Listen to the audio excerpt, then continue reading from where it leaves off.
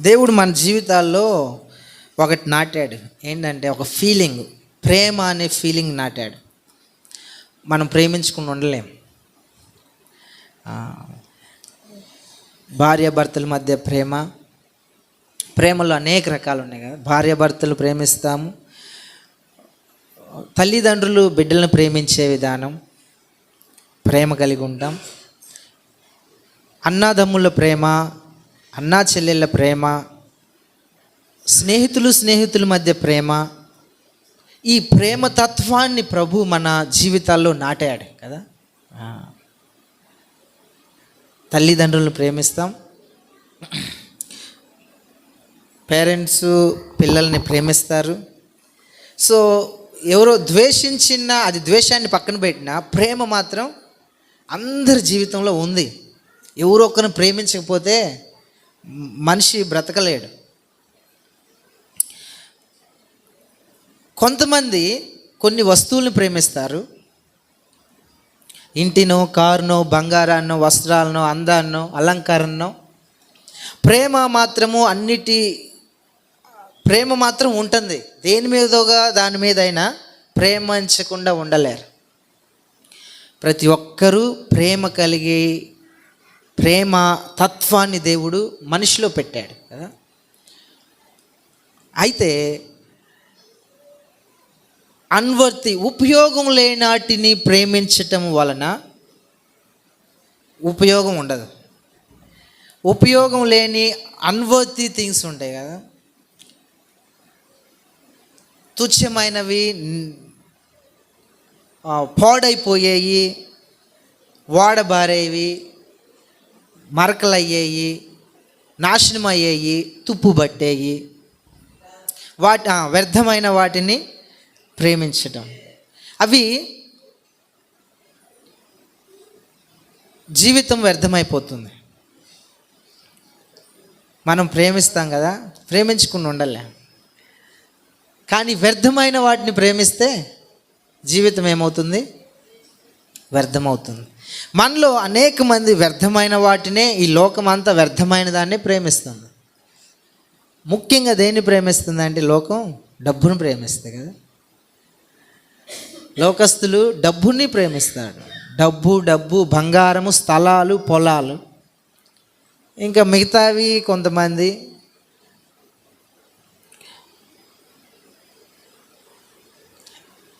దేవుడు మన జీవితంలో ప్రేమ తత్వాన్ని ఎందుకు పెట్టాడంటే ఆయన ప్రేమించడానికి పెట్టాడు. దేనికి పెట్టాడు? ఆయన్ని ప్రేమించడానికి పెట్టాడు. దేనికంటే ఆయన ప్రేమించడానికి పెట్టాడు. వ్యర్థమైనవన్నీ కూడా మనం ప్రేమిస్తే అవన్నీ కూడా నాశనం అయిపోతాయి. ఈ లోక సంబంధమైనవే. మరణం తర్వాత అది ఏది రాదు. మన అందం మనతో రాదు, మన డబ్బు మనతో రాదు, మన వ్యాపారం మనతో రాదు, మన ఉద్యోగం మనతో రాదు, మన డబ్బు ఏది, మన బంగారం, మన స్థలాలు ఏది ఆ సమాధి ఏమంటుంది? చనిపోయిన శరీరం నాకు వద్దు అని. చివరిగా మనం ఎంతో ప్రేమించి అలంకరించుకున్న మన శరీరం కూడా మట్టిలో కలిసిపోద్ది. దుమ్మో, ధూళి, బూడిద, మట్టి. సో మనం దేన్ని ప్రేమిస్తే అది స్థిరమైనది. మనం దేన్ని ప్రేమిస్తున్నాము? ఇక్కడున్నాడు పరిశుద్ధుడైన దేవుడు. ఆయన్ని ప్రేమిస్తేనే ఆ ప్రేమ స్థిరమైనది. ఆయన ముందుగా మనల్ని ప్రేమించాడు, తన ప్రాణాన్ని అర్పించాడు, అంతగా ప్రేమించాడు. ఆయన్ని ప్రేమించాలి. సో ఇది చాలా ప్రాముఖ్యమైనది. అందుకనే నేను మొదటిగానే మనం చూసాం, యోహాను సువార్త 21:16, పేతురు నన్ను ప్రేమిస్తున్నావా? పేతురు నన్ను ప్రేమిస్తున్నావా? అదేంటి, ప్రేమ లేకుండానే చర్చికి వచ్చామా? యేసు ప్రభువుని ప్రేమించకుండానే కానుకలు ఇచ్చామా? ప్రేమించకుండానే జీవితాన్ని ఇచ్చామా? ప్రేమించకుండానే సేవ చేస్తున్నామా అంటే అవును, చెయ్యొచ్చు. ఇజ్రాయిల్ చేశారు. అందుకనే రోమపత్రిక 9వ అధ్యాయం 6వ వచనం అంటా ఉంది, ఇశ్రాయేలీలందరూ కూడా నిజమైన ఇశ్రాయేలీలు కాదు. చెప్పండి అందరూ, ఇశ్రాయేలీలందరూ నిజమైన ఇశ్రాయేలీలు కాదు. చర్చికి వచ్చే వాళ్ళందరూ నిజమైన విశ్వాసులు కాదు. బాప్తిసం తీసుకున్న వాళ్ళందరూ నిజమైన రక్షణ పొందిన వారు కాదు. లేకపోతే సహజముగా మనం చేసేవి అన్నీ కూడా నిజమైన దేవునికి నిజంగా మనం ప్రేమించి చేసినట్టు కాదు. చాలామంది భార్యాభర్తల మధ్య ప్రేమ లేకుండానే జీవితాన్ని గడిపేస్తున్నారు. అట్లని వాళ్ళకి తిండి తక్కువ చేస్తున్నాడు భర్త, ఇంట్లో అన్నీ ఇస్తాడు, కానీ ప్రేమించట్లేదు అంటే ఆ కుటుంబం మంచిగా ఉండదు. అంటే వాడు ఎవరినో ప్రేమిస్తున్నాడు, దేన్నో ప్రేమిస్తున్నాడు, డబ్బునో ప్రేమిస్తున్నాడు, ఎవరినో ప్రేమిస్తున్నాడు. కుటుంబాన్ని ప్రేమించకపోతే ఆ ప్రేమ ఎక్కడో అక్కడ చూపించాలి కదా.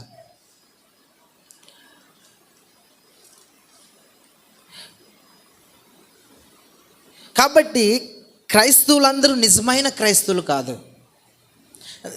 రక్షణ అనేది ఎంత ప్రాముఖ్యం అంటే, యేసుక్రీస్తు ప్రభువుని ప్రేమించడం ఎంత ప్రాముఖ్యం అంటే, అది మరణము జీవానికి సంబంధించింది. యేసుక్రీస్తుని ప్రేమించడము అంటే అది దేనికి సంబంధించిందంటే పరలోకానికి నరకానికి సంబంధించిన విషయము. యేసుక్రీస్తుని ప్రేమించడం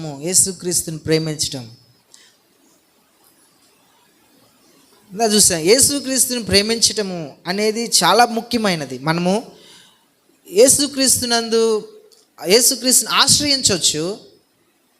అనేక మంది రోగాల కోసం యేసు ప్రభు దగ్గరికి వచ్చే వాళ్ళు ఉన్నారు, ప్రేమ లేకుండానే. ఎందుకంటే వాళ్ళకి రోగం తగ్గాలి, వాళ్ళ సమస్యలు పోవాలి, వాళ్ళ శ్రమలు కష్టాలు కన్నీరు తొడవబడాలి, దానికోసం వచ్చే వాళ్ళు ఉన్నారు. అంటే ఆయన్ని ఆశ్రయిస్తారు, ఆయన తెలుసుకుంటారు, ఆయనకి విధేయత చూపిస్తారు, కానీ ఆయన ప్రేమించలేరు. ప్రేమ అనేది అది పెద్ద ఉన్నతమైన మెట్టు. మీరు అర్థం చేసుకోవడానికి ప్రయత్నించాలి. ప్రేమ లేకుండా మనం ఎన్నో చేయొచ్చు, ప్రేమించటం వేరు.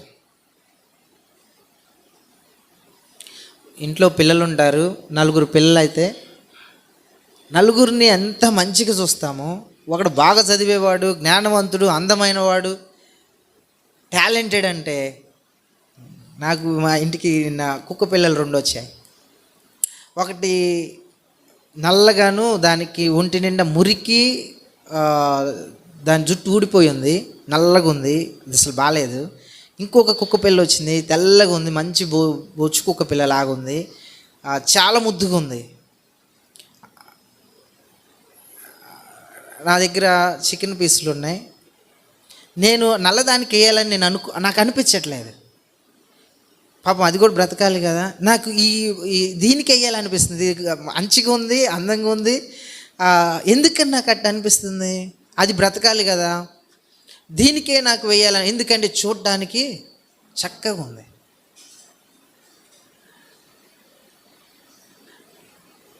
మనకు పిల్లలు అంతమంది ఉన్నప్పుడు మన మనసు అందరినీ ప్రేమిస్తాం ఒక రకంగా, ఇంకొకరిని ఇంకొకరు ప్రేమించడానికి అవకాశం ఉంది. అది దేవుని బిడ్డలు కాకపోతే అట్లానే చూస్తారు, ఒకరిని ఎక్కువ ప్రేమించటం.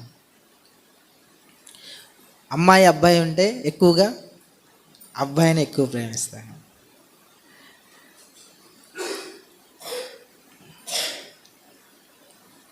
కాబట్టి ప్రేమించటం వేరు, ఇవ్వటం వేరు, ఆశ్రయం కలిగి ఉండటం వేరు. కాబట్టి ఇక్కడ ఏముంటే ముఖ్యమంటే, యేసుక్రీస్తు ప్రభువుని అంగీకరించినా ఆయన్ని ప్రేమించకుండా ఉండడానికి అవకాశం ఉంది. ఇస్కరియోతు యూదా మనకి చాలా మంచి సాదృశ్యం కదా. ఇందాక మనం చూసాం పేతురుని ఎందుకు బొంకాడంటే ఆయనకి యేసుక్రీస్తు పట్ల ఆ ప్రేమ లేదు. విశ్వాసం ఉంది, లేకుంటే రక్షణ ఉంది, లేకపోతే ఇంకోటి ఉంది, కానీ ఈ మెట్లోకి రాలేదు. అంటే ఆయనంటే ఆసక్తి, యేసుక్రీస్తు ప్రభు అంటే ఆపేక్ష, యేసుక్రీస్తు ప్రభు గురించి వినాలనే తృష్ణ, యేసుక్రీస్తు ప్రభువు గురించి తెలుసుకోవాలనే తపన, ఆయన సన్నిధి అంటే ఆసక్తి, వాక్యం ద్వారా ఆయన తెలుసుకోవాలని, ప్రార్థనలో ఆయనతో గడపాలని. ఇవి ఎప్పుడు వస్తాయంటే నిజముగా ప్రభువుని అంగీకరించి ఆయన ఆజ్ఞల పట్ల, ఆయన వాక్యం పట్ల, ఆయన పట్ల ప్రేమ ఉన్నప్పుడు. అందుకనే నేను కొన్ని గుర్తులు చూపిస్తాను. ఏంటి ప్రేమ, యేసు ప్రభువుని ప్రేమించటం అంటే కొన్ని గుర్తులు మన జీవితంలో మనము చూసుకోవచ్చు. మొట్టమొదటిగా ఇంకొకటి క్లారిఫై చేసి తర్వాత చెప్తాను. యేసు ప్రభువుని ప్రేమించకుండా రక్షణ లేదు. స్వస్థత ఉండొచ్చు, దేవుని సన్నిధికి రావచ్చు, ఆదివారం కానుకలు ఇవ్వచ్చు, మరొకటి చేయొచ్చు. కానీ యేసు ప్రభువుని ప్రేమించకుండా రక్షణ అనేది రానే రాదు. రక్షణ అంటే నిత్య నాశనం నుండి రక్షణ, దైవోగ్రత నుంచి రక్షణ, అది నిత్య నరకాగ్ని నుండి రక్షణ. ఇది చాలా సీరియస్. ఇది మరణము జీవానికి సంబంధించింది. ఇది నిత్య నరకాగ్ని నుండి నిత్య జీవమునికి సంబంధించింది, మరణము నుండి జీవానికి సంబంధించింది. ఇది చాలా సీరియస్గా ఉన్నది. దీని విషయంలో జాగ్రత్త పడకపోతే చాలా సీరియస్. ఇది ఇటర్నల్ కండెమినేషన్. ఇది నిత్య నాశనానికి సంబంధించింది. యేసు ప్రభుని అంగీకరించకపోతే అది నిత్య నాశనం. మనం ముందు చూస్తాం. సరే, నేను కొన్ని పాయింట్లు స్పీడ్గా చెప్తాను. మొట్టమొదటిగా యేసు ప్రభుని ప్రేమించిన వారు యేసు ప్రభు గురించి ఆలోచిస్తారు. యేసు ప్రభు గురించి ఆలోచిస్తారు. ఎవరో చెప్పాల్సిన పని లేదు. యేసు ప్రభు గురించి వాళ్ళకి యేసు ప్రభు గురించి ఆలోచించను. నేను పెళ్ళికి ముందు నాకు అనుషాకి చిన్నబూజికి సంవత్సరము గ్యాప్ వచ్చింది. అంటే మాకు పెళ్ళి నిర్ణయించిన తర్వాత సంవత్సరం గ్యాప్ వచ్చింది. ఉదాహరణకు చెప్తున్నాను. అప్పుడు ఏమవుతుందంటే ఆ సమయంలో ఆమె గురించి ఆలోచించడం అంటే ఇష్టం. ఎందుకు చెప్తున్నా అంటే దానికి వెళ్ళకండి, ఇక్కడికి రాండి మళ్ళీ పాయింట్కి. నిజంగా యేసు ప్రభువుని ప్రేమిస్తే ఆయన గురించి థింకింగ్ చేయటానికి, ఆలోచించటానికి ఇష్టపడతాము. ఈ వారం అంతా మనం యేసు ప్రభు గురించి ఆలోచించట్లేదు అంటే మనము సందేహించాలి మన రక్షణ గురించి. ఆయన్ని మర్చిపోము, ఆయన తత్వాన్ని మర్చిపోము, ఆయన నీతి న్యాయము, ఆయన సిలువు మరణము, ఆయన సిలువులో చేసిన పరిశుద్ధమైన న్యాయ తీర్పు యేసు ప్రభు అనుభవించింది మన కళ్ళ ఎదుట ఎప్పుడు ప్రదర్శించబడతా ఉంటుంది. నిజంగా రక్షణ పొందితే ఆయన గురించి, యేసు ప్రభు గురించి ఆలోచిస్తాం. అది పనులు చేస్తూ ఉన్నా, డ్యూటీలకు వెళ్తున్నా, ఇంట్లో ఉన్నా, ఏం చేస్తున్నా కూడా ఆయన థింకింగ్ మనల్ని నడిపిస్తూ ఉంటుంది. ఆయన గురించి ఆలోచన మనల్ని నడిపిస్తూ ఉంటుంది. ఎఫెసీ పత్రిక 3వ అధ్యాయం 17వ వచనం చదువుదాం ఒకసారి. మన హృదయాల్లో ఆయన నివాసం ఉంటూ ఉన్నాడు కాబట్టి మన యొక్క ఆలోచనలో ఆయన భద్రపరచబడ్డాడు.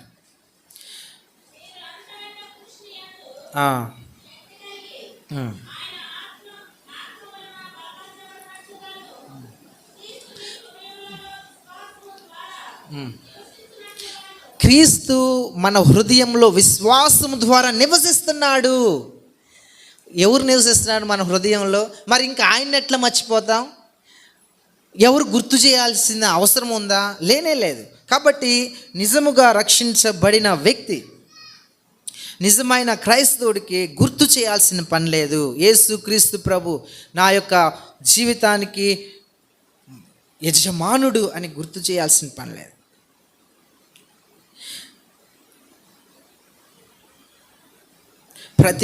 ప్రతిరోజు. రెండవదిగా యేసు ప్రభునందు విశ్వాసం ఉంచిన, లేకుంటే యేసు ప్రభువుని ప్రేమించిన మనము ఆయన గురించి వినటానికి ఇష్టపడతాం. రెండవదిగా వినటానికి ఇష్టపడతాం. నిజమే కదా, ఎవరన్నా చెప్తే వినాలనిపిస్తుంది, చదివి తెలుసుకోవాలనిపిస్తుంది. ఇష్టం లేని వ్యక్తి గురించి చెప్తే మీకు బాగా ఇష్టమైన వ్యక్తి గురించి, లేకుంటే ఎవరు పిల్లల గురించి వాళ్ళకి ఈ టీచర్లు భలే చెప్తారు. ఈ మధ్య నేను గమనించాను, మీ పిల్లోడు ఇది చేస్తున్నాడు, ఎంత బాగుంటాడు, ఎంత శుభ్రంగా ఉంటాడు అంటే వీళ్ళకి పొంగిపోతూ ఉంటుంది కదా. ఇష్టమైన వ్యక్తి గురించి చెప్పటము చాలా వినాలనిపిస్తుంది. అంటే మనకి అది ఆనందాన్ని ఇస్తుంది. ఇక్కడ దీన్ని కూడా మనం చూస్తే యేసు ప్రభువుని గురించి వినటము మనకి ఆనందాన్ని ఇస్తుంది. ఆయన మార్గాల గురించి తెలుసుకోవటం ఆనందాన్ని ఇస్తుంది. ఆయన చెప్పిన బోధలు వినటం మనకు ఆనందాన్ని ఇస్తుంది. ఆయన చేసిన క్రియలను చెప్తా ఉంటే వినాలనిపిస్తుంది. అంటే ఆయన వాక్యమందు ఆనందిస్తాం, ఆయన మాటల యందు ఆనందిస్తాము.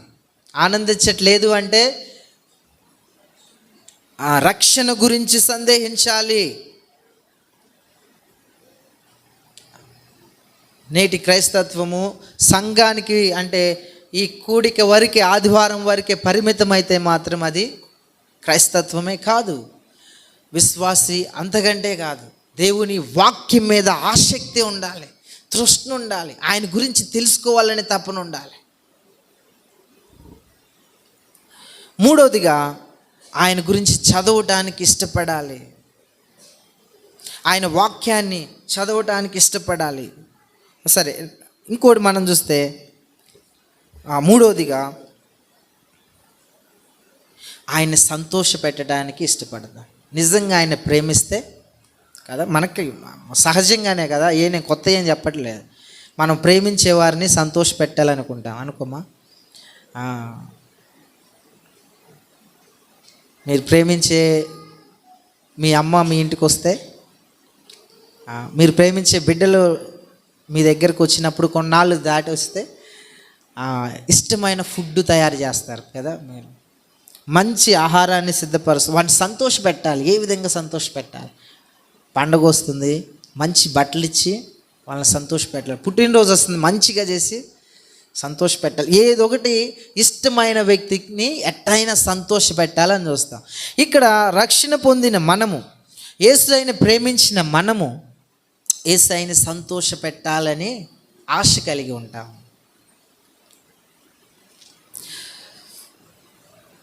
ఆ ఆశ మనలో ఉందా? అది ఎలా వస్తుందంటే మనము ఏదో ఇచ్చి కాదు, కానీ పరిశుద్ధమైన జీవితాన్ని మనం జీవించి ఆయన సంతోష పెడతాం కదా. మన తలంపులు, మన ఆలోచన అంతా కూడా ఆయనకి ఇష్టంగా, ఆయన యథార్థతతో, ఆయన కట్టడల్లో నడుచుకుంటూ, ఆయన సంఘాన్ని ప్రేమిస్తూ, ఆయనని ప్రేమించిన మనము తోటి విశ్వాసులను ప్రేమిస్తూ, అందుకని ఆయన అన్నాడు, నా పేరిట మీరు ఏది ఇచ్చినా కూడా ఆయనకు సంతోషం. నాలుగవదిగా మనం ప్రేమించే వారి యొక్క స్నేహితులను కూడా ప్రేమిస్తాం. వారిని మాత్రమే కాదు, వారి స్నేహితులను కూడా ప్రేమిస్తాం కదా. ఆయనకున్నది అంతటిని ప్రేమిస్తాం. యేసు ప్రభువుని ప్రేమించిన మనము యేసు ప్రభు యొక్క సంఘాన్ని ప్రేమిస్తాం. మన జీవితంలో భాగమవుతుంది. వీళ్ళు నా ఫ్రెండ్స్లని వదిలిపెట్టాం. ఈ నిజంగా స్నేహితుని ప్రేమించిన మనము, వాడి స్నేహితులు కూడా మన దగ్గరకు వస్తారు. మీరు యవనస్తులను చూస్తుండే, ఒక్కడనే స్నేహితుడు ఉంటాడు, వాడి స్నేహితుడు ఇంకోటి ఉంటే వాడిని కూడా తీసుకొని వస్తారు కదా. ఒక బ్యాచ్ తయారవుతారు. అంటే యేసు ప్రభు సంఘాన్ని కూడా ప్రేమిస్తాం. తన స్వరక్తమిచ్చి కొన్న సంఘము, తన ప్రియమైన సంఘం, వాళ్ళతో కలిసి ప్రయాణం చేయటానికి ఇష్టపడతాం, పంచుకోవటానికి ఇష్టపడతాం. ఐదవదిగా మనం ప్రేమించే వ్యక్తి ఎవరైనా ద్వేషించిన వారి గురించి తప్పుగా ప్రచారం చేస్తే అస్సలు ఊరుకోం కదా. తప్పుగా చెప్తే తట్టుకోలేం. మనం ప్రేమించిన వ్యక్తి, మనకిష్టమైన వ్యక్తి, ఆ వ్యక్తి గురించి ఇట్ట అంట అంటే తట్టుకోలేదు మన హృదయం. ఎమ్మటనే చెప్పిన వాళ్ళ మీదే భేదం వస్తుంది కదా. అంటే వాళ్ళ పేరు చెడగొట్టడం మనకిష్టం ఉండదు. ఇక్కడ కూడా యేసు ప్రభువుని ప్రేమించిన మనము, ఆయనని మనం అందరి ఎదుట ఒప్పుకుంటాము. అందరి ఎదుట యేసు క్రీస్తు ప్రభు నా రక్షకుడు అని చెప్పటానికి ఎక్కడ కూడా మనము సందేహించం, ఆయన ప్రేమించిన మనం కదా. అందుకనే పేతురుతో అన్నాడు, నీవు నన్ను ప్రేమించిన వ్యక్తి గురించి నాకు తెలియదు ఆ వ్యక్తి అని చెప్పలేము. ఆడంత కష్టంలో ఉన్నాడు, ఆ కష్టాన్ని పంచుకోవడానికి ఇష్టపడతాం కదా. కాబట్టి మనము ప్రేమించే యేసు ప్రభు యొక్క పేరు ఎక్కడ కూడా దుర్భాషలాడినా మనం తట్టుకోలేము. అంతేకాదు ఆయన సంఘం గురించి, ఆయన సంఘాన్ని ప్రేమిస్తాం, సరి చేసుకోవడానికి ఇష్టపడతాం. ఆరోదిగా మనం చూస్తే ఆయనతో మాట్లాడటానికి ఇష్టపడతాం కదా. ప్రేమించే వ్యక్తితో మాట్లాడతాను. ఎప్పుడు ఖాళీ ఉంటే అప్పుడు, మాకు సంవత్సరం గ్యాప్ వచ్చింది అన్నానుగా, పెళ్ళికి ముందు సంవత్సరం గ్యాప్ వస్తాయి. ఎప్పుడు సమయం దొరికితే అప్పుడు మాట్లాడటానికి, పెళ్ళి కాకముందులే, పెళ్ళి అయిన తర్వాత కాదు, ఎప్పుడు సమయం దొరికితే అప్పుడు, జస్ట్ జోక్ చేస్తున్నా, అంటే ఎప్పుడు సమయం ఉంటే అప్పుడు తనతో మాట్లాడటానికి ఇష్టం కలిగేది. నిజముగా ప్రభువుని ప్రేమిస్తే ఎప్పుడు మాట్లాడాలా, ఆయనతో ఎప్పుడు సహవాసం కలిగి ఉండాలా, ఆయన సంఘంతో ఎప్పుడు సహవాసం కలిగి ఉండాలనే ఆశ మనలో. ఈ గుర్తులు ఇవి ఊరగా చెప్పట్లేదు, కానీ మిమ్మల్ని మీరు సరి చేసుకుంటారని, నన్ను నేను సరి చేసుకోవడానికి, మనల్ని మనం సరి చేసుకోవడానికి తెలియజేస్తాం. నిజమైన క్రైస్తవులంగా మనము ఉదయము, సాయంత్రము, మధ్యాహ్నము, ప్రతి సమయం ఆయనతో మాట్లాడటానికి, ప్రార్థనలో ఆయనతో చెప్పుకోవడానికి కదా. ప్రేమించిన వ్యక్తి ఏమైనా దాస్తామా? ఏమైనా మనం దాస్తామా? బాగా ప్రేమించిన వ్యక్తితో ఏమి దాచలేము. మనం అన్నీ చెప్పుకోవడానికి, మన హృదయాన్ని కుమ్మరించుకోవడానికి ఇష్టపడతాం. పలానా జరిగిందా, పలానా సంతోషమా, మన ఇంట్లో ఏమైనా కార్యం జరిగిందనుకో, మనం ప్రేమించిన వాళ్ళని పిలుస్తాం కదా. పలానా దుఃఖమా, వాళ్ళ ఇంట్లో దుఃఖమా, ఎమ్మటనే మనం, అంటే ప్రేమించిన వ్యక్తితో మాట్లాడటానికి, హృదయాన్ని కుమ్మరించుకోవడానికి ఇష్టపడతాము. అది మనం యేసుక్రీస్తు ప్రభువుతో చేస్తాం. ఎప్పుడు ఆయన నిజముగా ప్రేమిస్తే. ఆయన్ని ప్రేమించకుండా మనకు రక్షణ లేదు. చివరిగా అంటే నేను ప్రసంగాన్ని ముగించట్లేదులే, సంతోషపడకండి. గుర్తుల్లో చివరిగా ప్రేమించిన వ్యక్తితో కలిసి ఉండాలనుకుంటాం కదా. ప్రేమించిన వ్యక్తితో కలిసి జీవించాలనుకుంటాం, ఆయనతో గడపాలనుకుంటాం, సమయం ఆయనకి దగ్గరగా వెళ్ళాలనుకుంటాం కదా. అంటే మనకి ఆయన రాకడ కోసం నిజంగా ఎదురుచూపు ఉంటుంది. ప్రభు వస్తున్నాడనే నిజముగా ఎదురుచూపు ఉన్నది. గుర్తు ఇది. యేసు ప్రభువుని ప్రేమించే మనం, ఆయన నిజంగా ప్రేమించే మనం, ఆయన బిడ్డలతో కలిసి ఉండాలని, ఆయనతో కలిసి ఉండాలని మనకి తృష్ణ ఉంటుందండి. ఆశ కలిగి ఉంటాం ఆయనతో గడపాలని. ఎప్పుడు వస్తాడా అని నిజంగా ఎదురు చూస్తాం. ఆయనకి ఇష్టంగా జీవించడానికి పాపాన్ని విడిచిపెడతాం. ఆయనకి ఇష్టమని పరిశుద్ధంగా జీవిస్తాం. నిజముగా ఆయన్ని ప్రేమిస్తే ఆయన సన్నిధిని ఆశిస్తాం, ఆయన్ని హత్తుకుంటాం. ప్రసంగి 6:9 చదువుదాం. ప్రసంగి 6:9.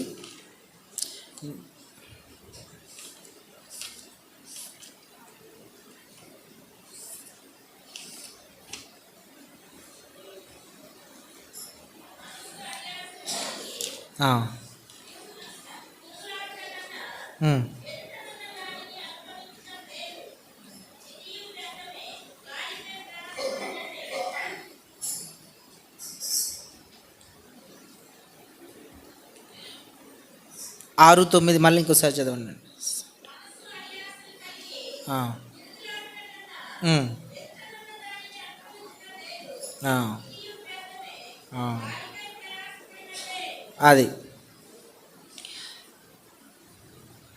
యేసు ప్రభు గురించి మిగతాదంతా కూడా, యేసు ప్రభు గురించి కాక మిగతాదంతా కూడా వ్యర్థముగా మనం చూస్తాం. యేసు ప్రభు గురించి వినటానికి, ఆయనతో మాట్లాడటానికి, ఆయన గురించి చదవటానికి మనకి సంతోషాన్ని ఇస్తుంది. మనం ఎప్పుడైతే ఆయన నిజంగా ప్రేమిస్తామో కదా. నిజంగా మనం ప్రేమిస్తున్నామా? ఈ గుర్తులు మనలో ఉన్నాయా? మొట్టమొదటిగా ఆయన ప్రేమిస్తే మనం ఏం చేస్తాం? ఆయన గురించి ఆలోచిస్తాం. రెండవదిగా ఆయన ప్రేమిస్తే ఆయన గురించి వినటానికి ఇష్టపడతాం. ఆయన నిజంగా ప్రేమిస్తే ఆయన గురించి చదవటానికి, తెలుసుకోవడానికి ఇష్టపడతాము. అంతేకాకుండా ఆయన్ని సంతోషపెట్టాలనుకుంటాం. అంతేకాకుండా ఆయనతో పాటు ఆయన సంఘాన్ని కూడా ప్రేమిస్తాం. ఆయన నిజంగా ప్రేమిస్తే ఆయన పేరుకి అవమానకరంగా మనం బ్రతకము, ఎవరు మాట్లాడినా ఒప్పుకోము. నిజంగా ఆయన ప్రేమిస్తే ఆయనతో మాట్లాడటానికి ఇష్టపడతాం. నిజంగా ఆయన ప్రేమిస్తే ఆయనతో ఉండటానికి ఇష్టపడతాం. ఆయన కోసం ఎదురు చూస్తాం. ఆ ఎదురు చూపు మనలో ఉందా? లేకపోతే నీకు రక్షణ లేదు, నువ్వు నిత్య నరకాగ్నికి పాత్రుడు. అందుకని ఒక్క వచనం నేను చూపించాలనుకుంటున్నాను. ఈ వచనం చాలా ప్రాముఖ్యమైనది కదా. కొరింథీయులకు రాసిన మొదటి పత్రిక 16:22 యేసుక్రీస్తు ప్రభువుని ప్రేమించకపోతే శాపం అంట. యేసుక్రీస్తు ప్రభువుని ప్రేమించకపోతే శాపం కలుగుతుంది అంట. Anathema, cursed for not loving Christ. చదువుదామా వచ్చిన. ఎవడైనను ప్రభువుని ప్రేమింపకుంటే వాడు శపించబడినవాడు, వాడు శపింపబడునుగాక, ప్రభు వస్తా ఉన్నాడు. ఇక్కడ మామూలుగా అపోస్తుడైన పౌలు ఎప్పుడు ముగిస్తున్న తన పత్రికను సంఘానికి క్షేమం కలుగునుగాక, క్షేమాభివృద్ధి కలుగునుగాక అని ఆశీర్వదించే ఆయన ఇక్కడ ఒక మెట్టు దిగి లేక ఒక మెట్టు ఎక్కి ఒక విషయం తెలియజేస్తున్నాడు. నీవు యేసు ప్రభువుని ప్రేమించకపోతే శాపం కలుగుతుంది. ప్రభు వస్తా ఉన్నాడు. కొరింథీ సంఘానికి ఎందుకు చెప్తున్నాడంటే, కొరింథీ సంఘము ప్రభు వాక్యం పట్ల నిర్లక్ష్య వైఖరి, సంఘములో డివిజన్స్ వచ్చాయి, సంఘములో పాపం ఉంది, సంఘములో హిపోక్రసీ ఉంది, వేషధారణ కలిగిన జీవితాలు ఉన్నాయి. వస్తున్నాము కదా, వెళ్తున్నాము కదా అనుకుంటా ఉన్నారు, కానీ నిజమైన ప్రేమ సంఘంలో లేదు. కాబట్టి కొరింథీ సంఘానికి తెలియజేస్తున్నాడు, యేసు ప్రభువుని ప్రేమించని మీలో చాలామంది ఉన్నారు. ప్రభు బలను వ్యర్థంగా శాపంగా తీసుకుంటున్న మీలో అనేక మంది ఉన్నారు. దాంట్లోనే రాసి ఉంది 11:1 కాబట్టి ప్రభువుని ప్రేమించని మీ మీదకి శాపం వస్తుంది. అది ఏ శాపము? నిత్య నరకాగ్ని ఉంది. ఆ శాపము అనేది మనం చూస్తే భయంకరమైనది. మనము ఆ శాపం అనే పదము బైబిల్లో భయంకరమైన పదంగా వాడబడింది. అనథేమా అన్నాడు. ప్రభువుని ప్రేమించకపోతే నాశనం అయిపోతాడు. అది నిత్య నరకాగ్ని. యేసుక్రీస్తు ప్రభువుని యేసు ప్రభువుని ప్రేమించకపోతే నిత్య నరకాగ్ని, అది నిత్య నాశనము.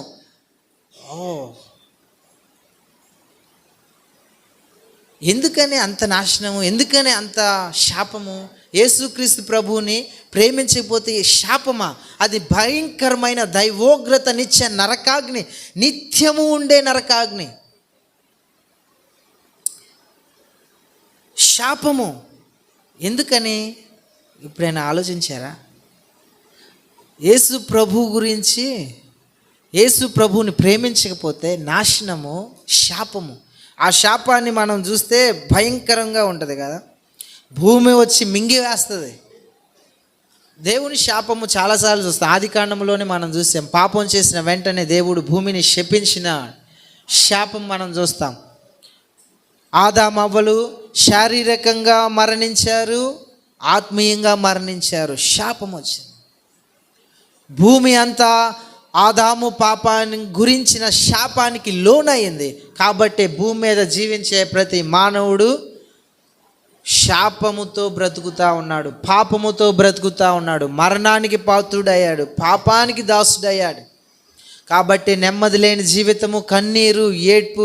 అందుకని ప్రభు రాకడ కోసం ఎదురు చూస్తూ ఉంది. లోకమంతా విమోచన దినము గురించి, సృష్టి అంతా మిగులు ఆశతో మూలుగుతూ ఉంది. విమోచన, శాపము. ఎరికో పట్టణం మీద శాపాన్ని, శాపం అనే పదం మనం చూస్తే కదా, ఎరికో పట్టణం మీద శాపము. ఏం శాపం అది? ఆ పట్టణాన్ని మరలా ఎవడు కట్టినా కట్టొద్దు అని శపించాడు. నాశనము, శాపము దాని మీద ఉంది. ఎవ్వరూ కూడా దాన్ని కట్టడానికి ప్రయత్నించలేదు, కట్టలేరు కూడా. నిత్య శాపం ఉంది. ఇక్కడ మనం చూస్తే యేసుక్రీస్తు ప్రభు సిలువలో మన శాపాన్ని అంతటిని భరించాడు. కాబట్టి మనము ఆయనని ప్రేమించాలి. యేసుక్రీస్తుని ప్రేమించకపోతే శాపము. ఎందుకు అంటే మనం శాపగ్రస్తులమయ్యాము. మన శాపమంతా ఆయన మీద వేయబడింది. ఆయన మన శాపమును, మన పాపమును మన స్థానంలో మనకు బదులుగా కలువరి సిలువలో మరణించాడు. మనమైతే నిత్య నరకాగ్నికి పాత్రులము. దేవుని పరిశుద్ధమైన నీతి ఘోషిస్తూ ఉంది, పరిశుద్ధమైన న్యాయము ఘోషిస్తూ ఉంది. మనము కేవలము మరణానికి, నిత్య నరకాగ్నికి మాత్రమే పాత్రులము, అర్హులము. అయితే యేసుక్రీస్తు ప్రభు తన స్వరక్తాన్ని చిందించి, అంటే ఆయన ఎంతగా ప్రేమించాడు చూడండి. ఒక్కసారి ఆలోచించింది. క్రిస్మస్ నెల అయితే ఒక్కసారి ఆలోచిస్తే, దేవుడే మానవుడిగా, దేవాతి దేవుడే సృష్టి అంతటిని కలుగు చేసిన వాడే మరియ గర్భాన శిశువుగా, పిల్లవాడిలాగా ఎంతగా తగ్గించుకొని, మహిమను విడిచి తగ్గించుకొని, నీలా నాలా మనలో గుర్తింపు పొందడానికి, మన కొరకు ప్రాయశ్చిత్త బలిగా సిలువలో మరణించడానికి దేవుడే ఇంతగా ప్రేమించి తగ్గించుకొని భూమి మీదకి వచ్చి మనకు రక్షణ కోసము ఆయన సిలువలో మరణించి 33.5 సంవత్సరాలు బ్రతికి, ఆయన రక్తాన్ని అంతటిని కార్చి ఆయన సిలువలో మరణించి ఆయన ప్రేమను మన మీద వెల్లడి చేశాడు. చూపిస్తే మనం నిర్లక్ష్యం చేసిన ఎడల ఈ గొప్ప రక్షణను, ఈ సువార్తను నిర్లక్ష్యం చేస్తే ఆయన ఉగ్రతను ఎలా తప్పించకుండా, ఆయన ప్రేమించకుండా మనకు రక్షణ లేదు. ఆయన సిలువ దగ్గరికి రాకుండా మనకు రక్షణ లేదు. ఆయన ప్రేమను మనం అనుభవించి ఆయన్ని మనం ప్రేమించకపోతే మనకు రక్షణ లేనే లేదు. మనం ఏమైనా చేయొచ్చు. ఆయన నిన్ను అంతగా ప్రేమించాడు, నన్ను అంతగా ప్రేమించాడు. చివరిగా నేను కొన్ని విషయాలు పంచుకొని ముగిస్తాను, టైం అయిపోతుంది కాబట్టి. మనం గుర్తులు చూసాము. యేసు ప్రభు నిజంగా నేను ప్రేమిస్తున్నానా? మిమ్మల్ని మీరు నన్ను నేను ప్రశ్నించుకోవాలి. లేకపోతే నిత్య నరకాగ్ని ఎంతో సమీపంగా లేదు. ఇదిగో ప్రభు వస్తూ ఉన్నాడు. అనతేమా మరణాత, ఇదిగో ప్రభు త్వరగా వస్తా, ఇదిగో వచ్చే ఉన్నాడు, ఇదిగో వస్తా ఉన్నాడు. ప్రభు వస్తూ ఉన్నాడంటే అది దాని పేరు మరణాత. శాపం అంటే అనతేమ. ఈ రెండు పదాలు కూడా అక్కడ రాయబడి ఉన్నాయి. మరణాత వస్తూ ఉన్నాడు.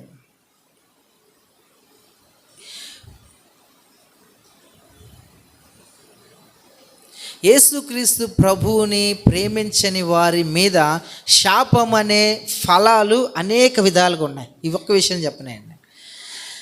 శాపం అనే ఫలము అనేక రీతిలుగా ఉంటుంది. యేసుక్రీస్తు ప్రభువుని ప్రేమించని వారి మీద శాపం అనే ఫలము అనేక విధాలుగా మనం చూస్తాం. దేవుడు వారిని భ్రష్ట హృదయానికి అప్పగిస్తాడు. ఎంత చెప్పినా స్వార్థ నమ్మలేరు వాళ్ళు. కఠినమైన హృదయాలకు దేవుడే అప్పగించెను అని చూస్తాం. రోమా పత్రిక మనం శనివారాలు ధ్యానించాం. వారిని అంధకార మైండ్కి వారిని గురి చేస్తాడు. ఎవరు? దేవుడే చేస్తాడు. అంధకారమైన చీకటి కలిగిన మైండ్, అందుకే అది ప్రభు గురించి తీసుకోలేదు, చచ్చింది మైండ్. పరిశుద్ధత గురించి, నీతి న్యాయ ధర్మము, ప్రభు ఇచ్చే పరిశుద్ధత గురించి రిసీవ్ చేసుకోలేదు. ఇది ఒక శపించబడిన వాడిలో ఉండే ఫలము. ఎవరు శపించబడిన వారు? యేసు ప్రభువుని ప్రేమించినటువంటి వారు. కఠినమైన హృదయము, మైండ్ కూడా బ్లైండ్నెస్గా ఉంది. మైండ్ కళ్ళు తెరవట్లేదు. మైండ్కి కానీ నేత్రాలు ఉంటే ఆలోచన నేత్రాలు తెరవబడలేదు. వాళ్ళు గ్రేట్లీ శరీర సంబంధమైన కామోద్రేక విషయాలకు అప్పగించబడినవారు. ప్రభువుని ప్రేమించినటువంటి వారి మీద శాపము.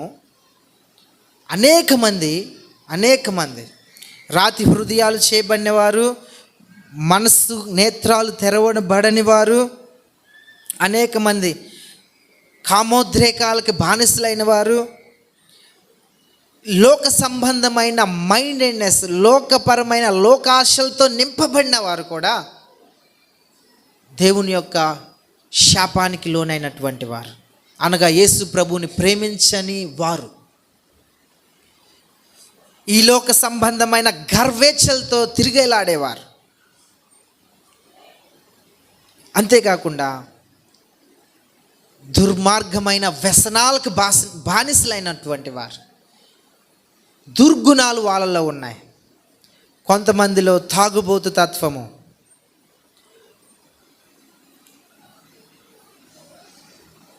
అపవిత్రత, నిజాయితీ లేని మనస్తత్వముకి వారిని అప్పగించబడిన వారు, యేసుక్రీస్తు ప్రభువుని ప్రేమించనటువంటి వారు.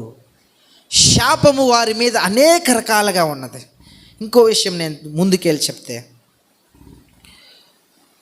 బహుశా దేవుడు వారి మీదకి కృప కనికరంతో వారిని వర్ధిల్లింపజేస్తున్నాడు కదా. వారికి చాలా ఆస్తుంది కదా, మంచి ఆరోగ్యంగా ఉన్నారు కదా మనకంటే. ఈ లోకపరంగా చాలా ఉన్నతమైన స్థితిలో ఉన్నారు కదా. కానీ అవన్నీ కూడా వారికి నిత్య నాశనానికే నడిపించబడతాయి. హెబ్రీ పత్రిక 6వ అధ్యాయము 8వ వచనం చదువుదాం.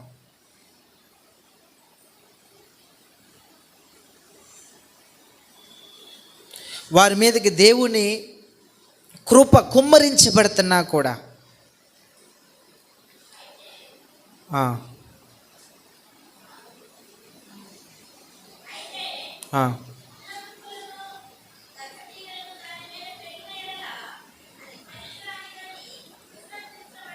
అది పనికిరానిదని విసర్జించబడింది. దాని మీదకి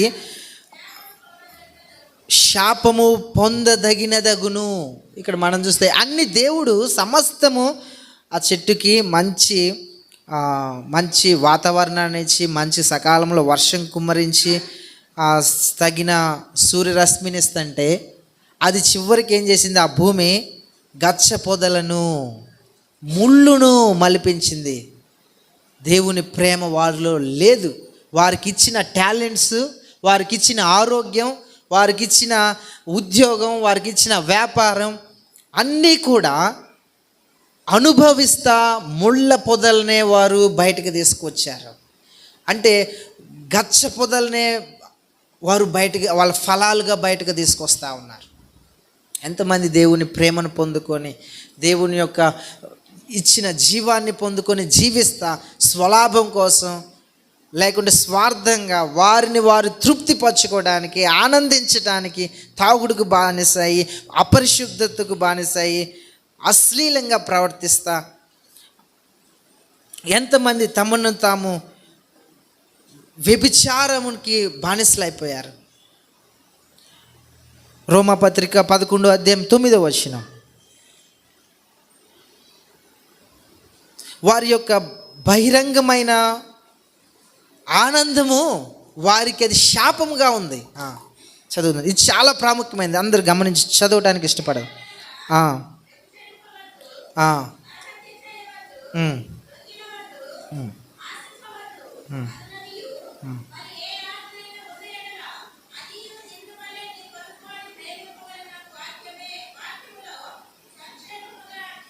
పదకొండు 9 రోమా,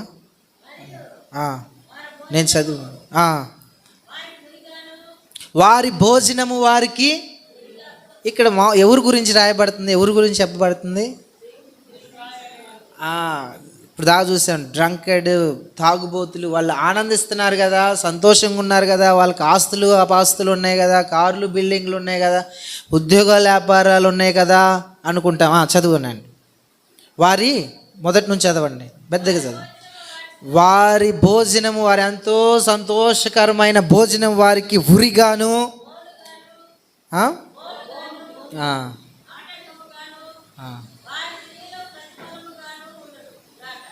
కాబట్టి వారు అనుభవించే సుఖమంతా కూడా వారికి ఉరిగా ఉంది. ఇది దేవుని వాక్యం. ఇర్మియా గ్రంథం 12:2-3 కూడా చదువుదాం. వారు అనుభవించే ఆనందం అంతా కూడా వారికి ఉరిగా ఉంది.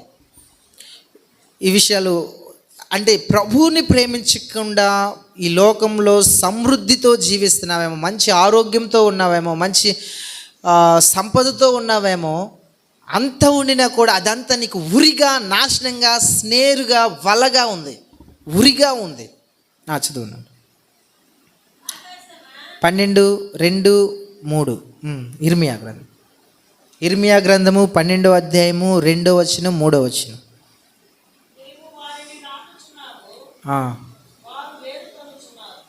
నీవు వారిని నాటుచూ ఉన్నావు, అయితే వారు మాత్రం వేరు జన్నుచూ ఉన్నారు.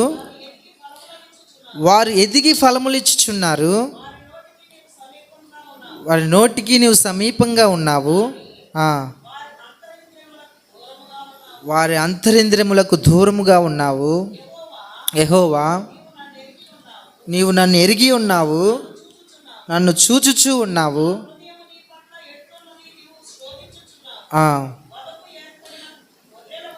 వధకు ఏర్పడిన గొర్రెల వల్లనే, జాగ్రత్తగా చూద్దాం ఇక్కడ, వారిని హతము చేస్తాడు ఆయన. వధకు తేబడిన గొర్రెని కానీ బాగా పెట్టి పోషిస్తారు కదా, వధకు వచ్చే గొర్రెని, బలి ఇచ్చేదాన్ని, చంపి తినేదాన్ని ఏం చేస్తారు, బాగా బలంగా కొవ్వు బట్టి చేసినట్లుగా బాగా. దేవుడు వారికి ఈ లోకపరమైన సుఖాలన్నీ ఇవ్వవచ్చు, కానీ దేవుడు ఒక దినమున వారిని నిత్య నాశనంలోకి నడిపిస్తూ ఉన్నాడు. వారి తిండే వారికి ఉరిగా మారింది. ఇది దేవుడిచ్చే, తండ్రి చూపించే క్రమశిక్షణ కాదు, కానీ దేవుడు చూపించే ఇది వారి మీద శిక్షగా చూస్తాం. వాళ్ళు బాగా తాగుతారు, బాగా డబ్బు సంపాదిస్తారు, బాగా పొలాలు కొంటారు, స్థలాలు కొంటారు, కానీ అవన్నీ కూడా వారికి నాశనానికే దేవుడు వారికి సమకూర్చిచ్చాడు. ఇది దేవుని వాక్యం తెలియజేస్తుంది. అన్ని వారు పొందుకున్నాయన్నీ కూడా వారి నాశనానికే పొందుకున్నారు. దేవునికి వారు దూరం అవ్వటానికి వారు అన్నీ పొందుకున్నారు. బహుశా ఈ లోకంలో మంచి ఆస్తి ఉంది, బిడ్డలు ఉన్నారు, వారు మంచి పొజిషన్లో ఉన్నారు అనుకుంటున్నావేమో, అవి కానీ నిన్ను దేవునికి దూరం చేస్తే అదే నీకు శాపం. దేవునికి నిన్ను ఏది దగ్గర చేస్తుందో, రోగము దగ్గర చేసిందంటే నీకు ఆ రోగము ఆశీర్వాదం. ఈ లోకంలో దుఃఖము నిన్ను దేవునికి దగ్గర చేసిందంటే అది నీకు ఆశీర్వాదం.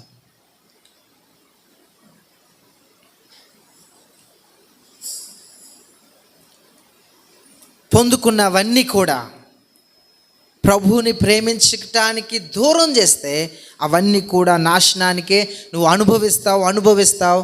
కానీ బలి ఇవ్వటానికి ముందుకెళ్ళే ఆ గొర్రె పిల్ల వలె నువ్వన్నీ పొందుకుంటావు, అనుభవిస్తావు, సంతోషిస్తావు, కానీ నాశనం అయిపోబోతా ఉన్నావు.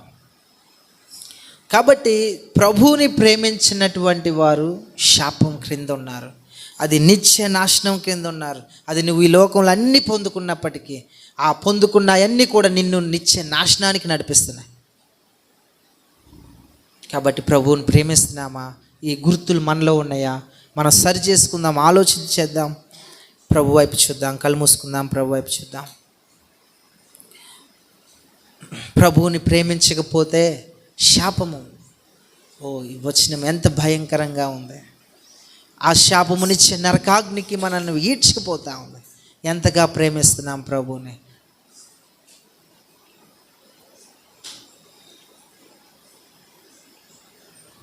నిజంగా ప్రభువుని ప్రేమిస్తే ఆయన గురించి పదే పదే ఆలోచన చేస్తాం, గుర్తు చేసుకుంటాం, సంతోషపడతాం, ఆయనతో మాట్లాడాలనుకుంటాం, ఆయన గురించి చదవాలనుకుంటాం, ఆయనతో టైం గడపాలనుకుంటాం, ఆయన ఒప్పుకుంటాం అన్ని చోట్ల, ఆయనతో సహవాసం కలిగి ఉంటాం, ఆయన రాకడ కోసం ఎదురు చూస్తాం. ఆయన ఎప్పుడు వస్తాడా, నేను ఎప్పుడు వెళ్తానా? నిజంగా ఆయన ప్రేమిస్తున్నామా? ప్రేమించకపోతే ఇదిగో శాపము. అది భయంకరమైన ఉగ్రతా శాపము, నిత్య నరకాగ్ని, గుండము. ఆయన ప్రేమించకుండా రక్షణ లేనే లేదు. నువ్వు ప్రేమిస్తున్నావా? నీ కుటుంబం ప్రేమిస్తుందా? నీ చుట్టుపక్కల వారు ప్రేమిస్తున్నారు? రక్త సంబంధులు ప్రేమిస్తున్నారా? మన సంఘం ప్రేమిస్తుందా? మన తోటివారు ప్రేమిస్తున్నారా? ఆయన ఎంతగా ప్రేమిస్తున్నావు? ఓ పేతురు, నన్ను ప్రేమిస్తున్నావా? పేతురు, నన్ను ప్రేమిస్తున్నావా?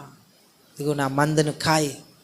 పేతురు, నన్ను ప్రేమిస్తున్నావా? ఇదిగో నా మందను మేపు, నా గొర్రెలను మేపు. పేతురు, నన్ను ప్రేమిస్తున్నావు. ఈ దినం ప్రభు అడుగుతా ఉన్నాడు, ప్రియ సహోదరి సహోదరా, నీవు నన్ను ప్రేమిస్తున్నావా? ప్రేమిస్తే సహవాసం చేస్తున్నామా? ఆయనలో ఆనందిస్తున్నామా? లేకపోతే ఆయన ప్రేమించకుండా ఈ లోకం కలిగి ఉన్న ఆనందము, ఎంజాయ్మెంట్ అంతా కూడా నిన్ను డిస్ట్రాక్షన్కి నడిపిస్తుంది, నాశనానికి నడిపిస్తుంది. నీవు కలిగి ఉన్న డబ్బు, నీవు కలిగి ఉన్న అందం, నీవు కలిగి ఉన్న ఐశ్వర్యం, నీవు కలిగి ఉన్న ప్రతిదీ కూడా నిన్ను నిత్య నాశనానికి నడిపిస్తుంది. ఆయన్ని ప్రేమించండి, ప్రేమించండి, ప్రేమించండి. ఆయన మొదటగా మనల్ని ప్రేమించను, తర్వాత మనం ఆయనని ప్రేమిస్తూ ఉన్నాం. ఆయన కుమారుణ్ణి ఎవరైతే ద్వేషిస్తారో, ప్రేమించరో, ఆయన ప్రేమించిన వారు తన కుమారుణ్ణి ప్రేమిస్తారు. ఎందుకంటే ఆయన ద్వారానే రక్షణ, పాప క్షమాపణ, విమోచన, ఆయన ద్వారానే మన యొక్క